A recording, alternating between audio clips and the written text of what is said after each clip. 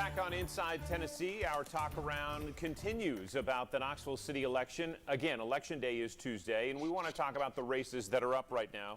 We have 5 of the 9 seats that are up. And from the primary, we did see some intriguing results. So let's talk about one of those races in particular.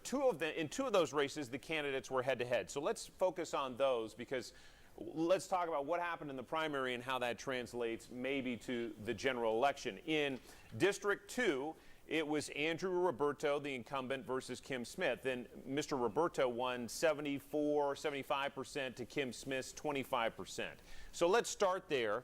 John, what do you make of that result, and then how that lends itself to playing citywide? So you would guess that Andrew Roberto is probably thinking, oh, I'm probably in really, really good shape. The weird thing is, obviously, is that was his district, those folks who were voting. Now we open it up to the entire city in terms of who will take part, the, I don't know, 23,000 people, maybe 24 or 5.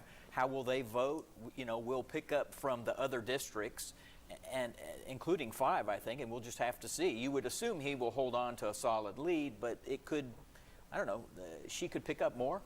Don, we've seen this happen. You made the point in the break that what happens in the district doesn't necessarily translate to what happens when all the city voters vote for every district seat. Sure, the dynamic changes, but what I find interesting is when you look at these purported GOP candidates, none of them got the greatest vote totals in their district primary races over the incumbent, who all of which are perceived as moderates or progressives. So if you look at it that way, and you look at it citywide, now this includes also the other districts that were not contested, I think you're in a situation where I would still feel pretty safe as the lead vote getter out of the primary, but it can get, as we use the word, wonky when you really change the voting pool from district to citywide. But I still think that when you look at the breakdowns of how the other primaries shook out, that the incumbents are in pretty good shape here.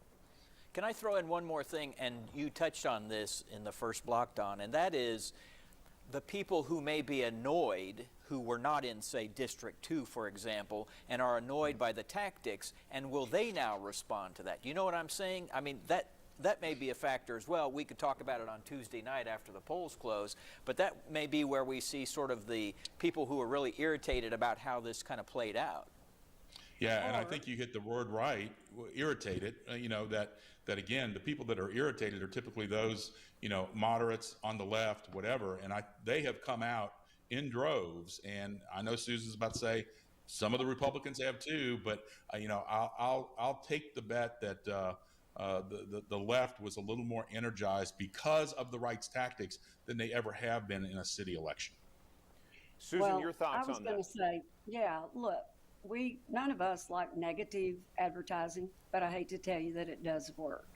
And it certainly brings more people to the polls in general terms. I will also say that in the primary, the Kim Smith that's running against Andrew Roberto and Nick Safara, who is running against Seema, those were the 2 races that they were head to head. Those 2 challengers didn't have a lot of name ID in the time in August, or September, whenever this was, when the primary was. But they've certainly got a lot more name identification statewide now. And I go back to, there have been a bunch of mailers that have gone out. There have been letters, there have been mailers, there have been all kinds of endorsements that have gone out. So don't totally write the challengers off. I agree with you that in the second district with Andrew Roberto's race, 74% to 26 or something like that, that's a huge number. He certainly has run before. He has an name ID. She didn't have. But now there's been a couple more months of campaigning.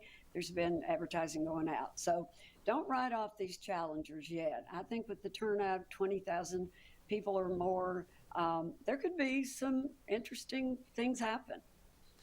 And Don, what about that? Susan making the point there about there's been a lot more advertising, at least that we've seen in recent memory on this. And you addressed it a little bit in the first block of our conversation. But as far as running as a slate of candidates, is this going to tell people in the future, hey, this is a good idea, or hey, this isn't really working? Oh, in politics, we have a great history of running bad ideas over and over and over. So I don't know if it doesn't go well that it won't happen again.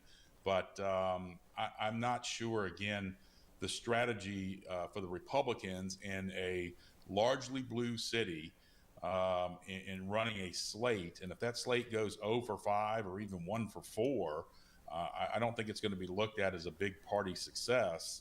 And I would, if I were Mr. Herrera, I might be looking over my shoulder at the next party election, but I don't get invited to that party, so I probably shouldn't comment very much.